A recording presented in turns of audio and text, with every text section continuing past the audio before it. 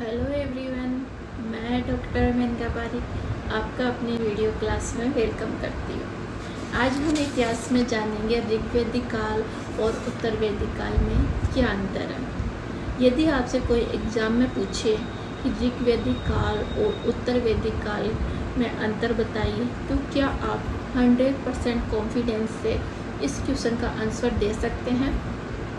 नहीं, तो यह वीडियो आपके लिए है।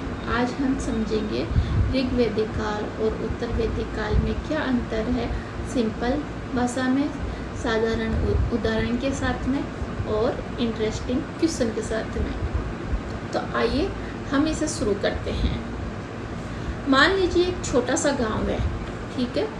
उसके उस समय के साधन सीमित है, वहाँ पशुपालन को महत्व दिया जाता है, लोग मैदानों में रहते हैं और ज़्यादातर पशुपालन ही उनका व्यवसाय है। परंतु वही छोटा सा गांव कुछ साल बाद एक बड़े शहर में परिवर्तित हो जाता है। खेती भी बढ़ जाती है, राजा की शक्ति भी बढ़ जाती है और समाज में अलग अलग वर्ग बन जाते हैं। तो यही बदलाव हमें ऋग्वेदिक काल और उत्तर वैदिक काल में देखने को मिलता है। तो आइए अब इसे थोड़ा अलग अलग तरीके से समझते हैं। कैसे?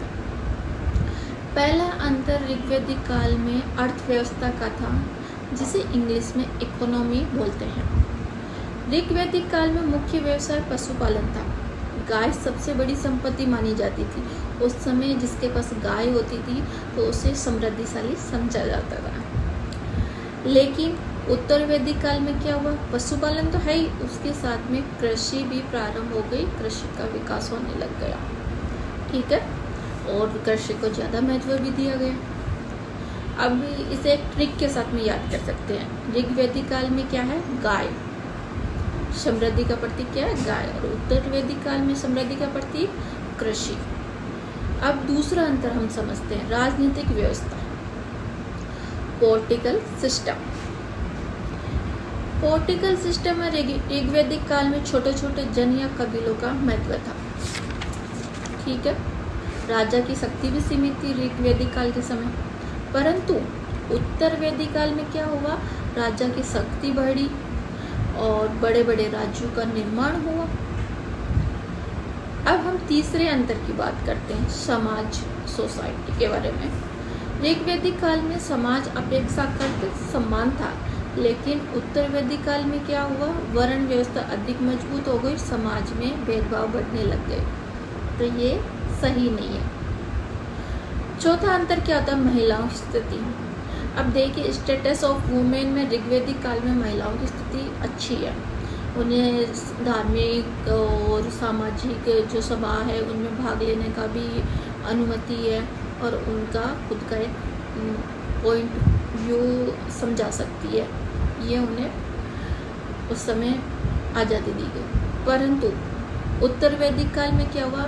महिलाओं की स्थिति को सीमित कर दिया गया, उनके अधिकारों को भी सीमित कर दिया गया। कहने का मतलब उस समय से उत्तर वैदिक काल में महिलाओं की स्थिति अच्छी नहीं रही। पांचवा अंतर, धर्म, रिलीजन में परिवर्तन हुआ। देखिए, ऋग्वेदिक काल में प्रकृति की जो शक्तियाँ थी, जैसे अग्नि, इंद्र, वरुण, इनकी पूजा की जाती थी। उत्तर वैदिक काल में क्या हुआ? ये तो है ही, इनके साथ में कर्मकांड को अधिक महत्व देने लगा, ब्राह्मणों का महत्व बढ़ गया, पुरोहितों का महत्व बढ़ गया, ठीक है। अब हम इसे शॉर्ट में रिवीजन करते हैं इस वीडियो में कि क्या क्या चीज़ें हमें याद रखने लायक है। सबसे पहले ऋग्वेदिक काल में क्या है? पशुपालन है और उत्तर वैदिक काल में कृषि। ऋग्वेदिक काल में क्या? छोटे छोटे कबीले हैं और उत्तर वैदिक काल में बड़े राज्य हैं। ऋग्वेदिक काल में महिलाओं की स्थिति बेहतर है और उत्तर वैदिक काल में महिलाओं की स्थिति सीमित हो गई। ऋग्वेदिक काल में सरल धार्मिक जीवन है और उत्तर वैदिक काल में यज्ञ और कर्मकांड को अधिक महत्व दिया गया। तो आज हमने ऋग्वेदिक काल और उत्तर वैदिक काल का जो अंतर है उसे समझा, अलग अलग तरीक़ों से समझा, धार्मिक तरीक़ों से, राजनीतिक तरीक़ों से। अब आपके लिए एक क्वेश्चन है, उत्तर वैदिक काल में सबसे बड़ा आर्थिक परिवर्तन क्या हुआ था? उत्तर वैदिक काल में सबसे बड़ा आर्थिक परिवर्तन क्या हुआ था, अपना आंसर कमेंट में बताइए। अगले वीडियो में हम इतिहास का अन्य टॉपिक के बारे में डिस्कस करेंगे।